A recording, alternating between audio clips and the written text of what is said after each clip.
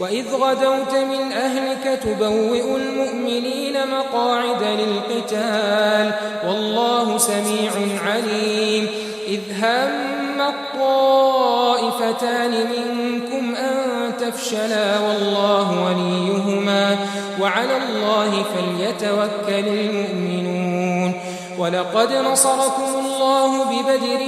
وأنتم أذلة فاتقوا الله لعلكم تشكرون إذ تقول للمؤمنين ألن يكفيكم أن يمدكم ربكم ب3,000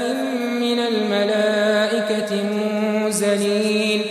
بلى إن تصبروا وتتقوا ويأتوكم من فورهم هذا يمددكم ربكم ب5,000 من الملائكة مسومين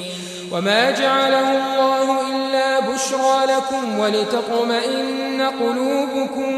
به وما النصر إلا من عند الله العزيز الحكيم ليقطع طرفا من الذين كفروا أو يكبتهم فينقلبوا خائبين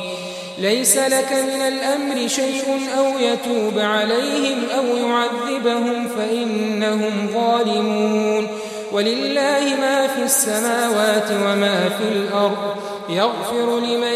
يشاء ويعذب من يشاء والله غفور رحيم